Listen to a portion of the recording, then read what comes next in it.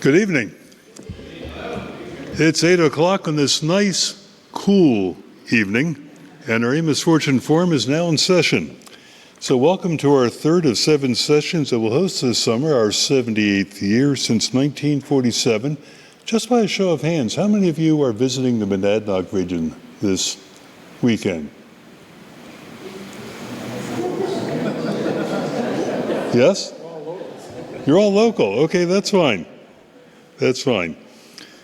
Okay, so as always, we thank our individual and corporate sponsors, and without their support, certainly it would be difficult for the Amos Fortune Forum to remain a free service or a free series of informative and thought-provoking programs. And as always, we gladly welcome your donations at both entrances, as 2 of our Amos Fortune Forum committee members, myself included, will man our traditional begging bowls. Speaking about begging, Brad Smith, our chairperson, mentioned a couple of weeks ago that we'd welcome a couple of new members on the committee. So if you have an interest in learning more, please see me right after the end of our program today. Be glad to chat with you. I want to take just a moment to thank Sam Green and Tony Gildone for hosting the dinner this evening for our speaker. An interesting arrangement of flowers, if you haven't looked at it closely, from Bonnie Cole is in front of me. If you look very closely, you'll see the outline of a meeting house.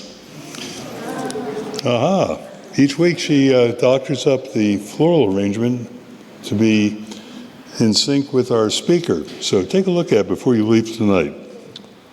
And then we thank Brad Smith and Robin Oliver for sponsoring, of course, the flowers. As always, following the session, all of you are invited to go to the Parish Hall for refreshments. Betsy Trimble has organized the reception, including tasty munchies and refreshing cool beverages. So this is a good opportunity to meet our speaker and ask questions of Paul Wainwright if you're unable to do so after his during his presentation. This evening you're sitting in a meeting house that's 250 years old. Can you imagine if these walls could talk, what they would share? Town meetings, Reverend Laban up speaking to the congregation below, arguments, gatherings, socials, a lot of history. Built in 1775, it's one of many meeting houses that dot the New Hampshire landscape.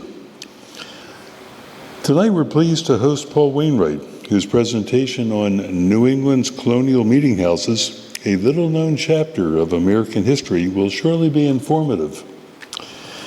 New England's Colonial Meetinghouses stand as monuments to the formation of our nation and our culture. In the 17th and 18th centuries, every New England town had a meeting house, and believe it or not, it was a requirement for receiving a town charter from the Colonial Governor. In them, our forefathers and mothers shaped and formed many of our civic and religious foundations, and they were at the center of our communities, both figuratively and literally. Using photographs of the few remaining meeting houses, this presentation will tell their story. Now, outside of gainful employment, photography has long been one of Paul Wainwright's expressive outlets. And beginning in 2004, he started photographing meeting houses in the 6 New England states. Through researching and visiting these places, Paul realized there's an important chapter in American history that needs to be told. And his work has evolved to become both tonight's presentation as well as his book, A Space for Faith, The Colonial Meetinghouses of New England. Introducing Paul Wainwright, our speaker this evening at your Amos Fortune Forum. Paul, the floor is yours, sir. Let's give Paul a warm welcome. Thank you. You're all set. Thank you very much, Bob, for the introduction, and thanks especially to the committee for inviting me. I looked over some of your other speakers that you've had over the years, and I am absolutely humbled that you have invited me to speak to this forum, and I'm extremely pleased to be here. Also, special thanks to Tony Gildone for the sumptuous dinner that we had at Tony's place, and the genuine, warm welcome that I've received. It's wonderful to give a talk where you don't have to worry about the projector or the microphone. Somebody else is taking care of that. So thank you for the AV people as well. So as Bob said, my passion in life has always been black and white photography ever since I was in high school. And starting around 1998, when digital photography was coming along, I decided to run like mad in the other direction. And I got myself a 4x5 camera, one of those things like Ansel Adams would use. And for about 20 years, was really into making photographs. And one of the things I loved to photograph were old buildings. I had moved from New Jersey in the mid-90s. I didn't really know much about the architecture, but in a local newspaper in 2004, there was an advertisement for an open house in the Fremont Meeting House, this building here, built in 1800. I didn't know what a meeting house was, but it was an old building, and I figured I'd like to photograph it. So I made arrangements to go in at another time, not when other people were there, so I wouldn't be in anybody's way. And I made some absolutely wonderful photographs inside this building that's basically bare wood and the glass with, the way the light comes in the glass. It was just a wonderful photographic subject to make artistic photographs of. And on my way home, I went down a road in Danville, New Hampshire, where I had not been before. And I went right by this building, the Danville Meeting House, built in 1755. And I knew that because the meeting house had a pulpit window, which is that funny window right there that I'll say more about. So I knew I had another meeting house. So I got two meeting houses. That constitutes an artistic project. So I did some research on the internet and came up with a couple of books. The first one was this one, Colonial Meetinghouses of New Hampshire by Eva Spear, published in 1938. And she covered most of the really good ones. By good ones, I mean the ones that hadn't been morphed into something else. She covered most of them in New Hampshire. She missed a few, and she had a few outside of the state. But at least got me started for about a year making photographs of these buildings. And I wanted to go further afield, so I found this book, published in 1963 by Edmund Sinnott, Meeting House and Church in Early New England. And to many historians, this is the Bible of colonial meeting houses. In his index, he lists 504 buildings that date back to either meeting houses or very early churches.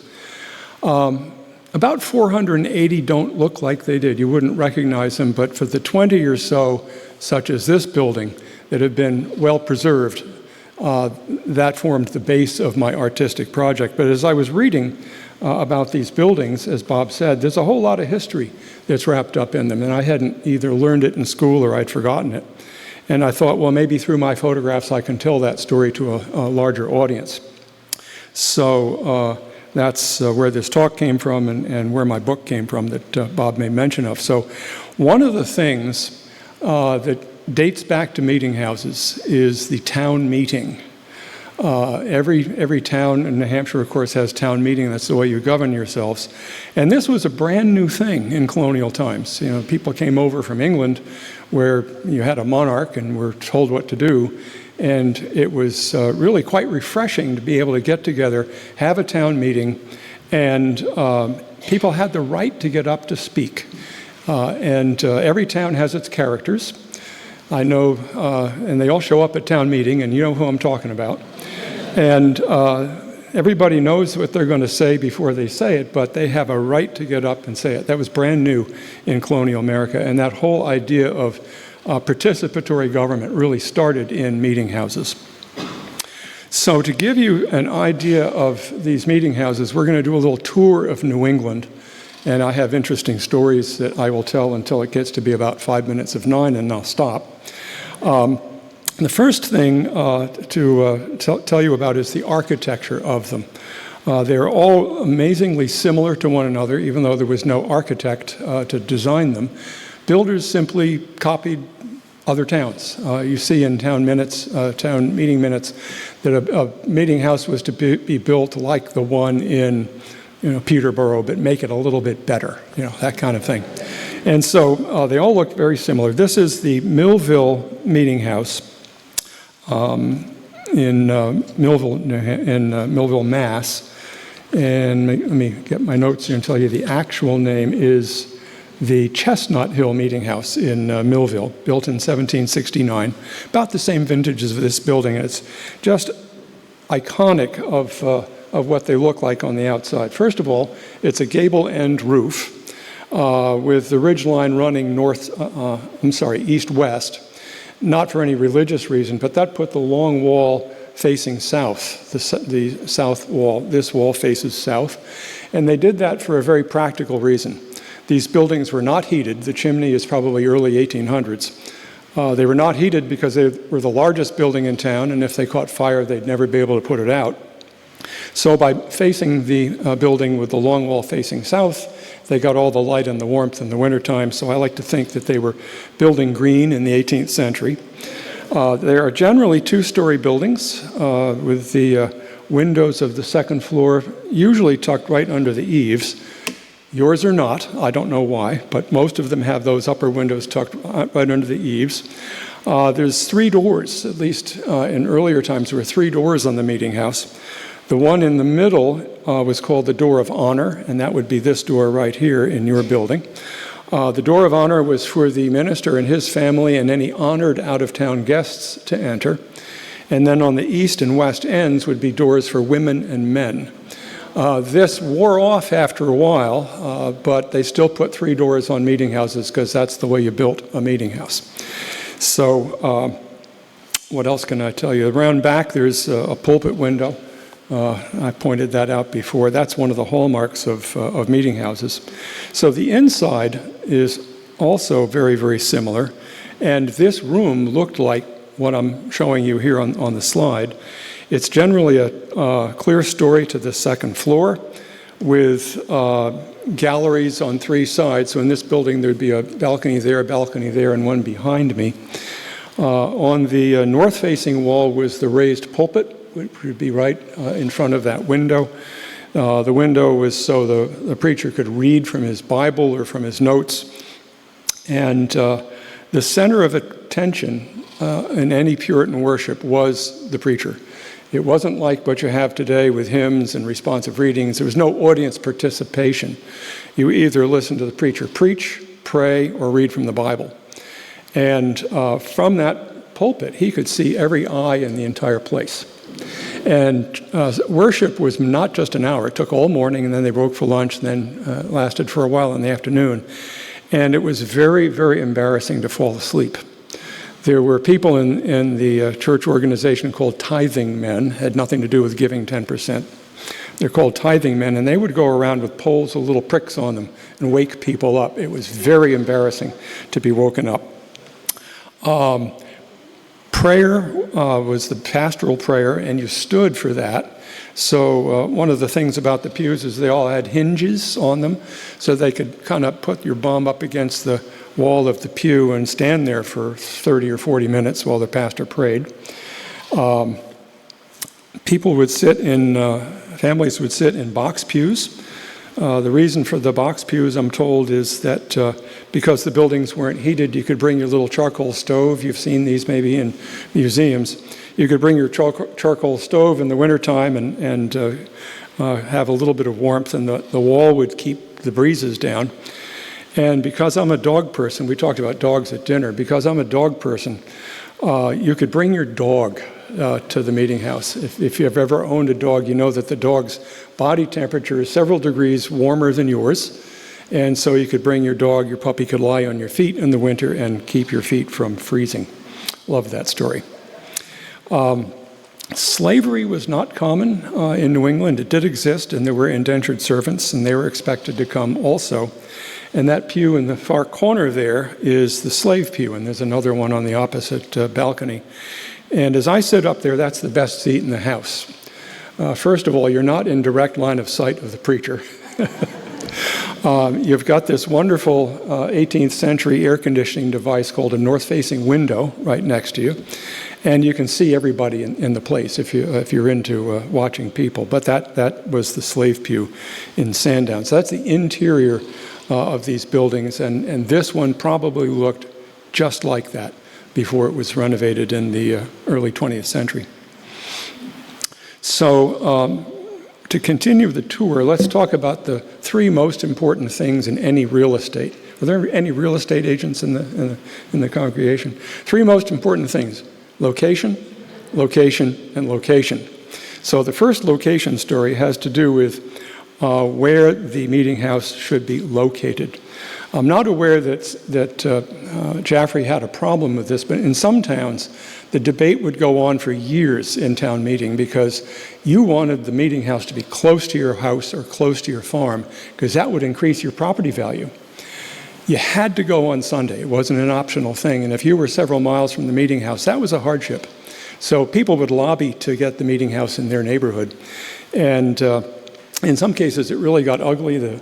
The selectmen from a neighboring town would have to come in and arbitrate where to put it. It was sometimes a real mess. But the town of Sandown, this is now the outside of that building, they had a very egalitarian way of solving that problem. So the building was built in 1773. So in town meeting in 1772, there was a warrant article. Let me pause there and say, do you know what, unless you're a moderator, do you know why warrant articles are called warrant articles? No, I'll tell you. It's because in colonial times, when a town meeting was noticed, it was a warrant. You had to be there. Unless you were on your deathbed, you had to be there. So the warrant would say what articles it was that would be discussed and voted on. And so they were called warrant articles, and that's why we call them warrant articles today. And in fact, if you pay attention to what your town clerk sends out when he or she announces a town meeting, it's probably called a warrant. So pay attention in your mail next spring. So there was a warrant article in 1772 to raise and appropriate the amount of money needed for this building. And it appointed a building committee, and it charged the building committee with finding the geographic center of Sandown. Everybody thought that that was a great idea. So the building committee got their chain, and let me pause there and give you a little side. A chain was a unit of measure in colonial times. It was 66 feet long. If you've ever read old deeds, you see the distances are in chains, rods, and links. So there were 4 rods to a chain, so a rod is 16 and a half feet, and 100 links to a chain, so roughly 8 inches. And we don't use chains or rods anymore, but there are a couple of modern day measurements that that stem from them. If anybody's ever been into horse racing or been to a horse race or whatever, you've heard the term furlong. A furlong is 10 chains, or 660 feet. You've probably wondered why the mile is 5,280 feet. Seems like an odd number. It's because a mile is 80 chains. And an acre, I had an acre written down here someplace. There it is, 43,560 square feet. An acre is 10 chains times 1 chain. So if you take 66, multiply it by 660, you get the number of square feet. So it all relates, but anyway, they got their chain out and they measured east to west and north to south from town boundary to town boundary, and they discovered that the center of Sandown is in what today is called the Strawberry Swamp. They didn't tell anybody, they just chose another spot, high and dry hill. Today we would call that an alternative fact, and reported back to the selectmen that that was the center of town, and everybody said, great, let's build the meeting house there. And about 20 years later, an accurate map of Sandown was drawn, and people began to question, and a couple of the committee members were still alive, and they admitted, yeah, we just made it up, but by then it was too late. That's where it is. So that's the first location. Another location story had to do with sometimes moving a meeting house. These things were hard to build, and they were very, very valued. The story tonight is from Waldoboro, Maine. This is the old German meeting house in Waldoboro, originally built in 1772 on the eastern bank of the Madomic River. Madomic River is one of those north-south salty things in mid-coast Maine. built in 1772. And by 1794, most of the population was on the other side of the river. And it was a hardship to cross the ice, etc., to go to worship. So in the winter of 1794, they took the building apart in sections, moved it across the ice and up a rather steep embankment. This is about 50 feet above water level, and put it all back together again without the aid of electricity or gasoline engines or cell phones or any of that stuff that we take for granted today. So meeting houses did get moved. The meeting house in Lempster, a bit north of here, was moved that way, and there's one in Wickford, Rhode Island, that I'll show you in a minute that was also moved. So the final location story is, where'd the town go? Around here, right? This was the center of Jaffrey when this building was built, and now it's a couple of miles down the road. In Allenstown, New Hampshire, in the Bear Brook State Park sits this little building. It's one of the few single-story meeting houses. And no, the Park Service did not move the building to their park. This was where Allenstown was in the late 1700s, early 1800s. And with the advent of the railroad on the Suncook River, the town gradually moved down there. And fortuitously, nobody burned this building down. And so there it sits. It's cared for by a branch of the DAR, which has a deeded right to have a worship service every summer for a Sunday in August. And a couple of years ago, I was their preacher. I gave this talk. So that's that story. So location was always a big factor in meeting houses. So to further the tour, let's talk about some superlatives. What's the oldest surviving meeting house? Well, that would be this building in Hingham, Massachusetts, built in 1681. It's locally known as the Old Ship Church because the roof beams are curved like a ship, which is understandable because Hingham is on the water and it was probably built by shipwrights.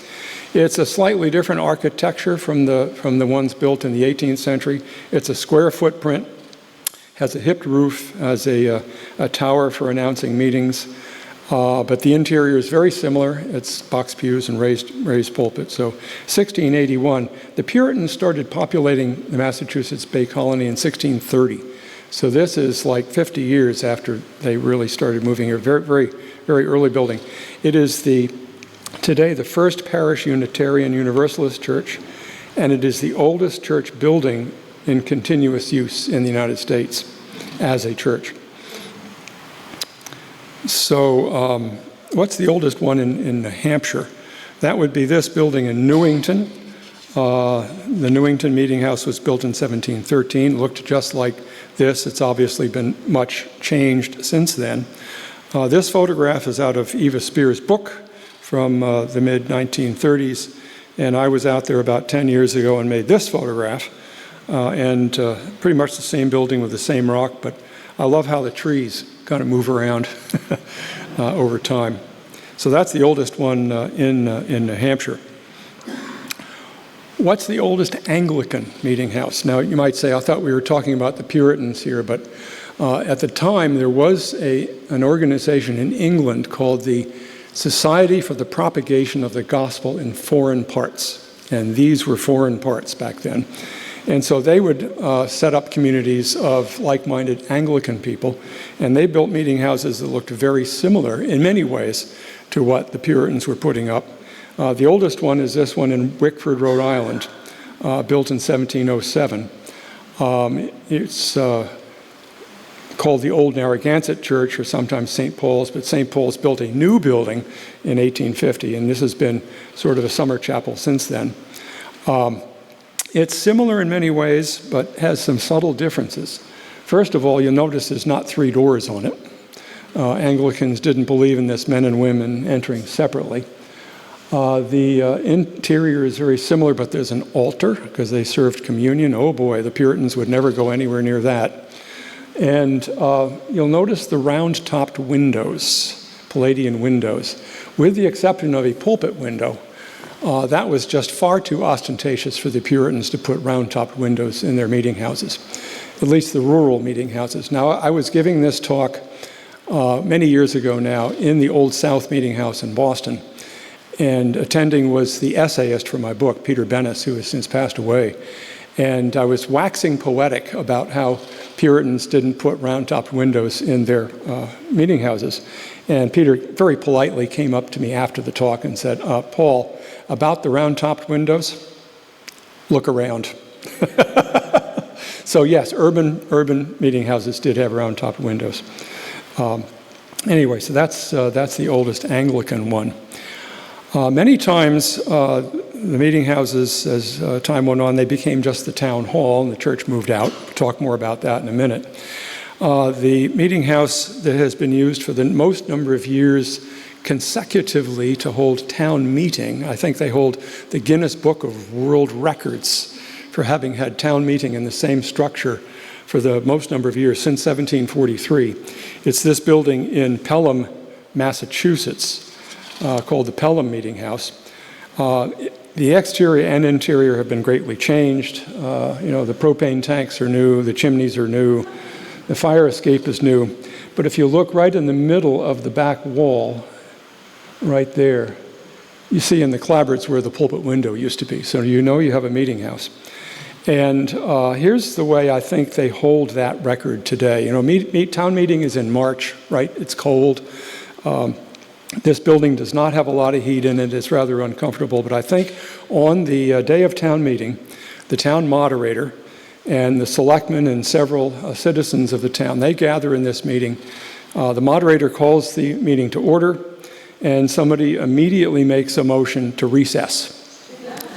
And they get out and get in their cars and go a half mile down the road to the grade school gymnasium where anybody with their sense in their brains are already met. But they've had town meeting in this building every year since 1743. An interesting side note in our nation's history, you might recall that the year 1740 was something called the Great Awakening in colonial America.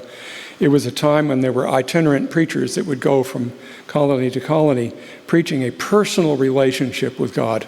And this was a total abandonment of the very hierarchical Puritan structure. One of the well-known preachers was Jonathan Edwards, who was from Northampton, Massachusetts, not far from Pelham. And Jonathan Edwards preached the dedication sermon in this building. A little piece of history.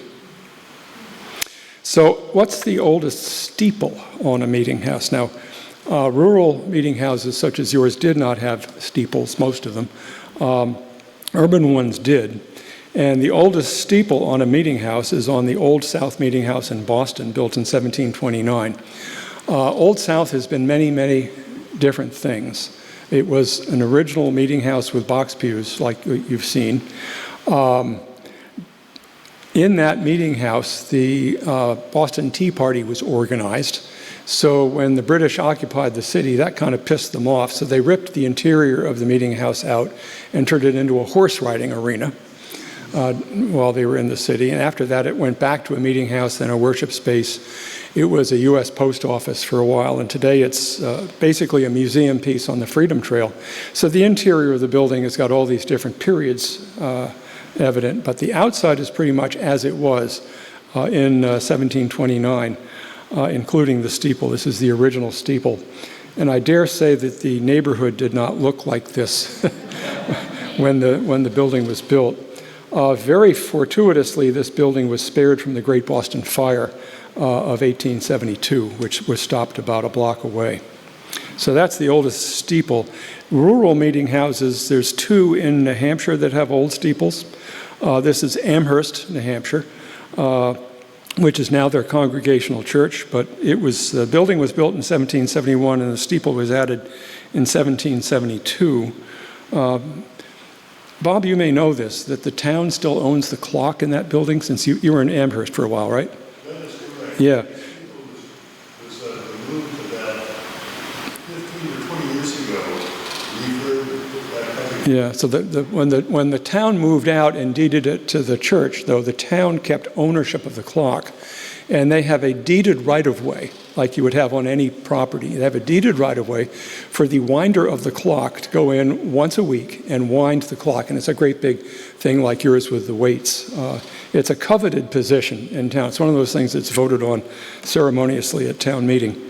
So That's the oldest one in New Hampshire, the oldest steeple. And the second oldest is on the Hampstead Meeting House. The Meeting House is older, but the steeple was built in 1792. Now, I want you to notice some similarities between these steeples, the big, tall, pointed things. That's called a Puritan steeple. So if you see a building with a pointed steeple, you can impress your friends and tell them that's a Puritan steeple. And I saw two of them on my way into Jaffrey today. So a little piece of trivia there. What building has the most original glass? Now, why would glass be important? Glass was a status symbol. As I said, the Puritans were very shy about showing off, but they did so in some very subtle ways. And one of the ways they would show off their wealth is to put good woodwork in their building. The other is they would put a lot of windows in it. And glass was expensive. It had to be imported. It was kind of a luxury item. And if you could have a lot of windows in your meeting house, you were a wealthy town. So this is in Amesbury, Massachusetts, which is on the Merrimack River, seaport town, basically. They were a wealthy town. They built this meeting house in 1785. It's called the Rocky Hill Meeting House. And I'm told that the glass in this building, about 75% of it is the original glass from 1785. And I'm just glad I don't have to wash all those windows. Now, there's three things about this building that are going to be on the final exam. And because I can't quiz all of you, Tony, because you did such a fine job cooking dinner, I'm going to appoint you to be the class representative, okay? So three things you need to remember, because we're going to come back to this. Number one, the building was built in 1785. Number two, it's in Amesbury, which is near Newburyport. And number three, it was built by a local master builder called Timothy Palmer, P-A-L-M-E-R. Folks, help her out if she forgets, but we're going to come back to that. Timothy Palmer, 1785. A lot of buildings were repurposed into other things and then restored back to being meeting houses. I think the best story is this building in West Barnstable, right off the Mid-Cape Highway. It's the West Barnstable Meeting House, originally built in 1717. The bell tower was early 1800s, as is yours. But in the mid-1800s, a committee in the church decided they would modernize the building. And they turned it into this little building in the upper corner there. At least they still have a Puritan steeple on it, okay? But it really is a very nondescript rural congregational church. It was done in 1850. And about 1950, the congregation realized, well, we got a problem. You know, we got this wonderful historic building under this skin. Let's try to back up the clock, maybe not all the way to 1717, but at least the early 1800s. Let's see if we can restore the building to that period. And they knew what the tower looked like because there were some sketches. And they knew what the porch, this thing jutting out is called a porch. And usually there's a stairwell in the porch, so you didn't have to use the space in the building for stairwell. They knew what the outside looked like, but they didn't really have any good records of what the inside looked like or the woodwork and that sort of thing, until they realized that in 1850, when the pews were removed, they were sold at auction. And some of those pews were then, in 1950, the wainscoting on dining room walls in Barnstable, West Barnstable.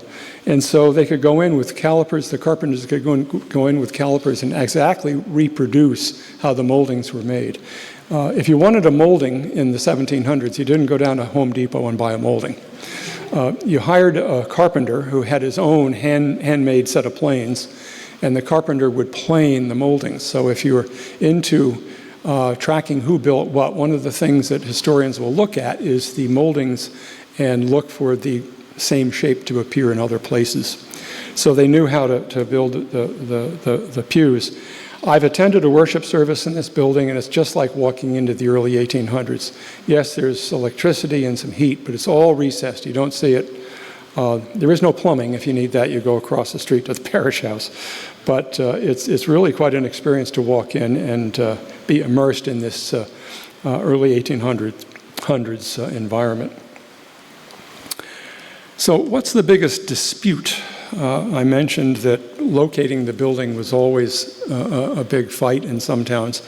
In the town of Brooklyn, Connecticut, there was a big dispute over their meeting house. This was their meeting house built in 1771. So in 1770, in town meeting, they raised and appropriated the amount of money for the building, and they assessed everybody based on their property values, much the way property taxes work today.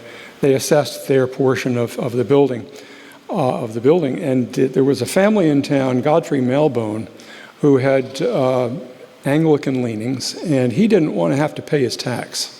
And in Connecticut, there was a colonial law sort of before separation of church and state. In Connecticut, there was a law that said if you were a member of another denomination, and if that denomination got their building finished first before the town finished its building, then you didn't need to pay your assessment. So Mr. Malbone got 12 other families together and got themselves designated as a mission church of Trinity Church, Newport, Rhode Island, where he was from. And they got their building, and they got theirs done first because they didn't need to go back to town meeting to make all the decisions. So in the little town of Brooklyn, Connecticut, you find two buildings that qualify as meeting houses on my way of defining things. One in the center of town, one on the outskirts. And you know this is an Anglican structure. How? Because of the round-top windows. It's amazing, the debates that would sometimes go on. So what building was used for the most other things? Very often, buildings got repurposed and then repurposed again and repurposed again. The story I wanted to talk about tonight is this building in Lynnfield, Massachusetts, just north of Boston. The Lynnfield Meeting House was built in 1714, and it looked just like all the others when it was first built. 3 doors, pulpit window, the whole thing. Let's see, 1836, there was a floor put in at the balcony level. Town hall was downstairs, worship service was upstairs. In 1892, it became the town's primary school. In early 1900s, it became the town's fire station. They opened up the far end of the building and parked fire apparatus in it. And since 1960, the Lynnfield Historical Society has been trying to undo the many, many years of abuse of their building, done a pretty good job. Old South, as I said, was used for a lot of other things. But one thing you should know about this building that I saw in a number of places, in 1782, it was enlarged. Back when it was a meeting house, it was enlarged. And the way they enlarged the building was they cut it in half, dragged the halves apart, and filled in the middle. Right, I thought that's a really silly thing. Why would somebody do that? Today, if you enlarge a building, you basically tack on something on the end, you tear down the interior wall, and you have a larger building. But at one of my lectures, a timber framer was there, and he raised his hand and said, "Paul, it's a hard job to timber frame an end wall. You know, you've got windows to accommodate and door and trusses and things. It's a lot easier to cut the building in half and drag it apart and add some trusses." And so that's what they did. So if you go in the attic of this building and look at the trusses, the two in the middle, they're still old, but they're slightly different from the others, and that's why. A couple of other buildings that were enlarged in New Hampshire.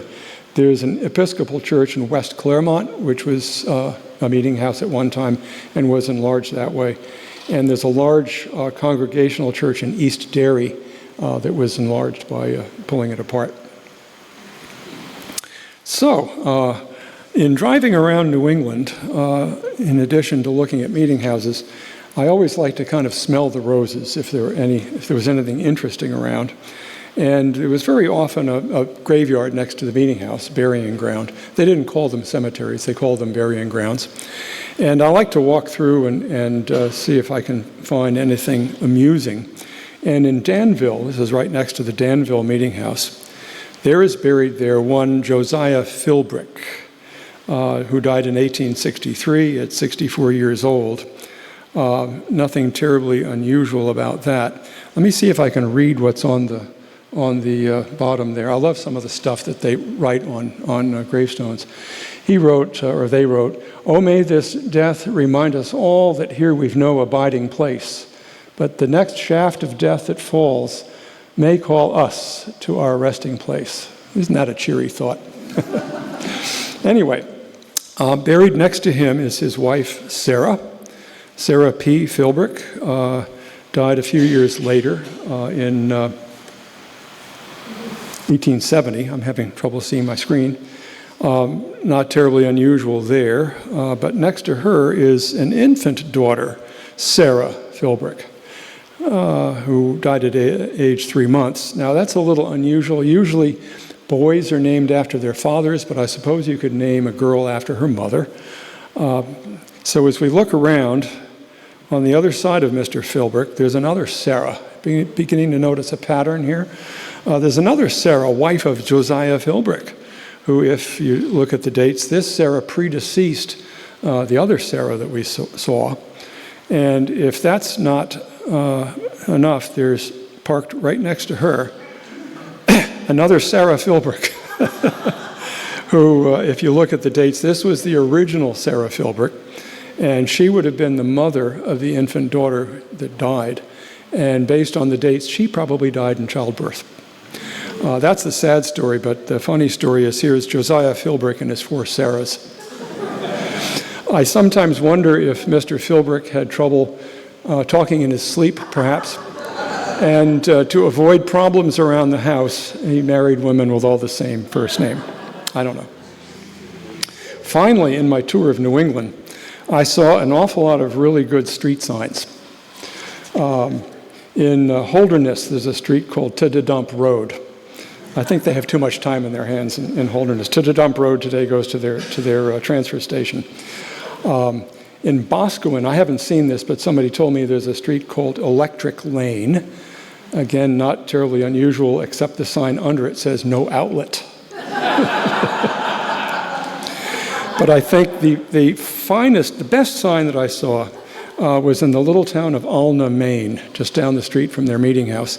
And I think this is the finest example of dry Maine humor that I have ever seen, because the road that leads to their cemetery is called. You can't make this stuff up. That's not Photoshop. That really happened. So, what happened to meeting houses? Why don't we have them anymore? 2 things, really. There was, I alluded to the separation of church and state, which is in the First Amendment to the federal Constitution. The term separation, by the way, does not appear in that amendment. That's a later Thomas Jefferson interpretation of it. But basically, the amendment in the Bill of Rights says that government cannot favor one religion over another. And in New Hampshire, that was written into our law in 1819 by the Toleration Act of 1819. So that meant that these towns that had one building for worship and town business had to kind of separate them. Oh my God, what do we do? We've only got one structure in town. So in true New England frugality, many towns built a floor, like I've alluded to in a couple of other examples. They built a floor at the balcony level. They had church upstairs and town hall downstairs. That was separation of church and state.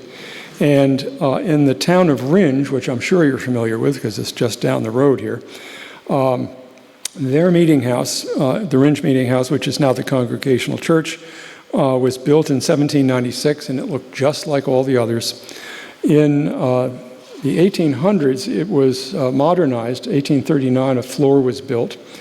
And to get to the worship space, you would go through the doors on the end there. I'm not sure this is working. Take my word for it. Those 2 doors upstairs. So if you ever have to go upstairs in an old, usually congregational church, that's probably why. And until the mid-1990s in Rindge, if you wanted to go to town hall, you'd walk in through the door of honor on the building. So it's something that happened again and again and again in New England. An interesting side note, again, note we have a Puritan steeple. If you look at the size of the steeple compared with the size of the building, if you're at all into proportions, the steeple looks a little small in proportion, does it? It does to me. The reason for that is in 1839, when the steeple was built, that's as tall as the fire department could squirt water. So it sort of stunted the size of their steeple. And there it remains to this day. So separation of church and state had a big effect on these meeting houses. Perhaps a bigger effect was a book written by an architect named Asher Benjamin. The book was called A Country Builder's Assistant. And I mentioned that there really was no profession of architect in country building. Architect or builders just basically copied one another. But in his book, he put properly dimensioned designs for all kinds of things like windows, doors, mantelpieces, railings, all the stuff that you usually consider to be quintessential New England architecture really came out of his book, which was published in 1798. And to give you an example of the 1798 book, as I drive around New England, well, first of all, this is on plate 27. It's what he calls a plan for a church. Now, one of the things that's different is up until this time, the church referred to the people, the organization, the body. The building was the meeting house, but he calls it a church. I'm told it's fashioned after a Christopher Wren structure in London. And as I drive around New England, I've seen that building on many, many town greens, and it all dates back to his book in 1798. Looking at the front elevation of it, some of the details you'll notice are the front is jutted out a little bit, sort of a portico. We still got 3 doors, still putting 3 doors on the meeting house, but the way the design is around the roof is emblematic. That window over the door is a very common thing that you see. And the little half-round window that's up in the steeple of this building, again, very common. And you see that again and again on all kinds of church structures in New England. And the example I wanted to give was this building in Newburyport, Massachusetts, built in 1801. The steeple came from somewhere else. Don't worry about the steeple. But look at the rest of it. 3 doors, jutting out portico kind of structure, detailing around the roof, half-round window. You cannot tell me that the builder of this building did not see the book. Now, who do you suppose the builder of this building was?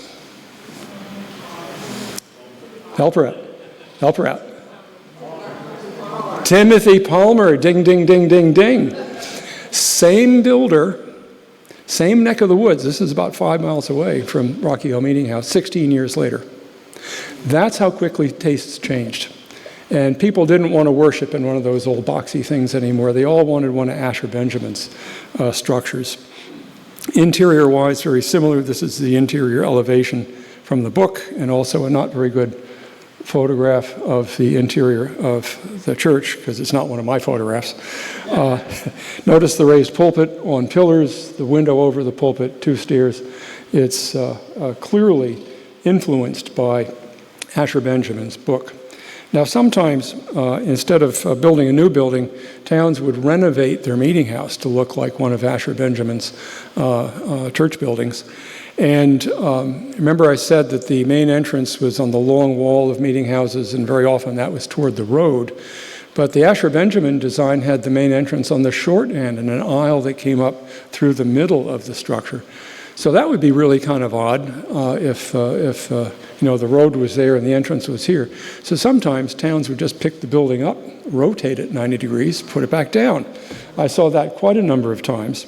And this building in Southampton, Massachusetts is an example of that. Originally built in 1788, just like the others. In 1840, it was turned, and the entrance was put on the short end. A belfry was added, and you have sort of the Asher Benjamin idea for a building. So that brings me to the end of my prepared remarks. And I see it's 8:50. Boy, am I right on schedule.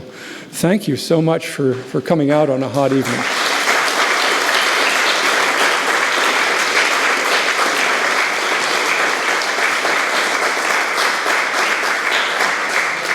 I will take questions, but hold on just for a second.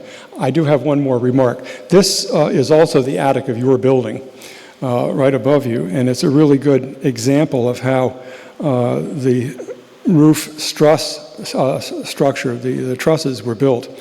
You notice there's a double truss, or double rafter coming down here. That I saw a lot in meeting houses.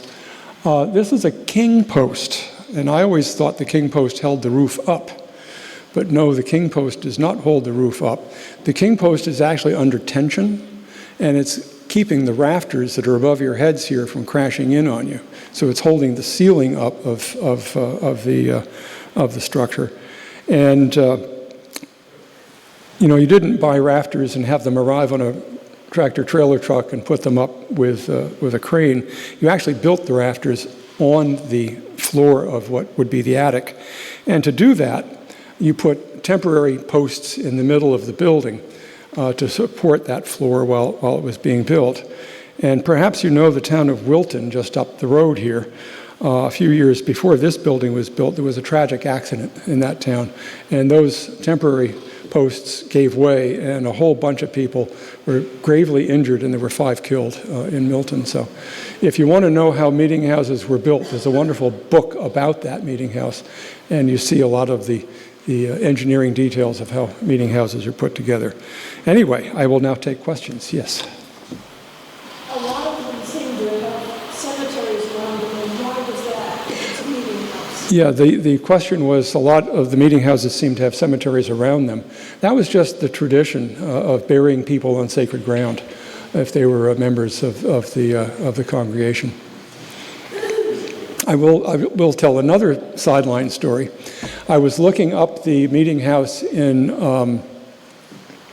Webster, New Hampshire, and in Neva Spear's book, the meeting house showed with gravestones next to it. And when I finally found it, there were no gravestones next to it, and I thought, this is really weird. But in the 1940s, the town of Webster had a real flooding problem, and the river there was dammed. The Blackwater River was dammed by the Army Corps of Engineers, and they condemned the entire downtown of Webster, but they moved the meeting house. Again, another meeting house that had been moved, I'm told, with 1 horse and a lot of mechanical advantage. Yeah, question? Statement. The Ringe Meeting House is the second meeting house for Ringe? The picture you showed? Yeah, a lot of towns replace their meeting houses with other ones. Apparently, there's a story that... Oh, I'm supposed to repeat the question. The question, the statement was the Ringe Meeting House is the second meeting house in Ringe. Go ahead. People who have been in the lower floor of it, sometimes things move around and odd things happen. And the story is when they built the second meeting house, they accidentally built it over one of the original deacon's grave. So the comment was, strange things happen in the Ringe Meeting House, and it's over one of the graves. I will tell you that photograph of the attic, I had to make that at night because I have some limited lighting that I've got going on, but on the far end there's a window. And if it had taken the photograph in the daytime, that would have just absolutely flooded, you know, the whole thing. So I was here, Rob Stevenson, where are you, Rob? Yeah, Rob Stevenson put me up for the night, and so I was in this building until almost midnight, sitting up a couple of levels above you, kind of arranging my lights. And there are strange noises in this building, too. They're really strange ones. Until I realized by looking at my watch, they were all happening at the same number of minutes before or after the hour, and it's your clock. Your clock makes funny clunking noises.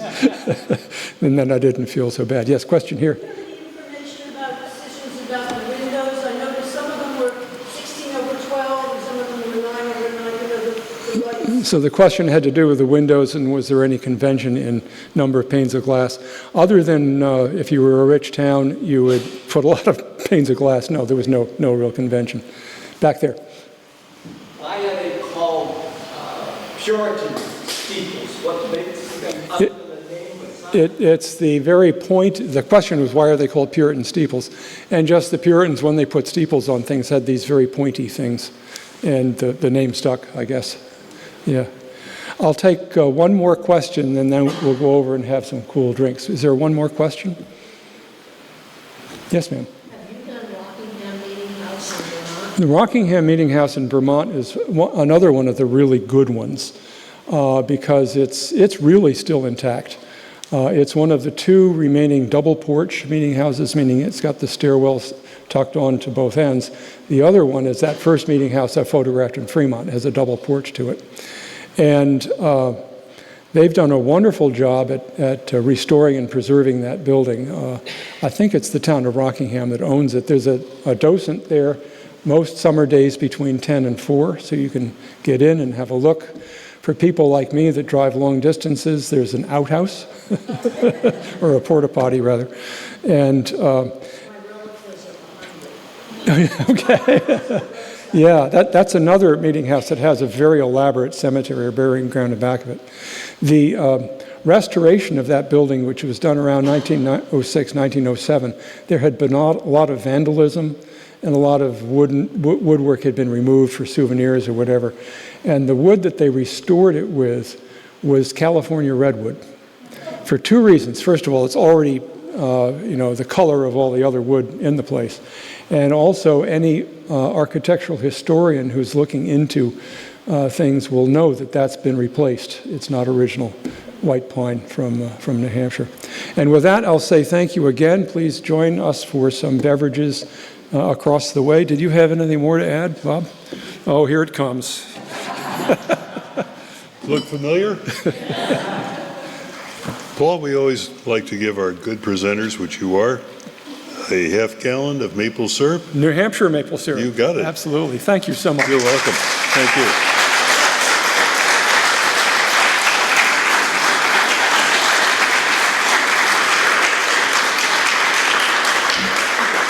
Just a reminder, if you have seen this little card here, if you're not on our mailing list and you'd like to be, please fill it out and give it to one of our two committee members on the begging bowl, which will be up front here and in the back. I think you found Paul's presentation quite informative. I think you'll also not look at a meeting house the same way as you did before. Very informative, Paul. Thank you again. So, with the clanging of the bell, tonight's session of the Amos Fortune Forum is over. Go over to the hall.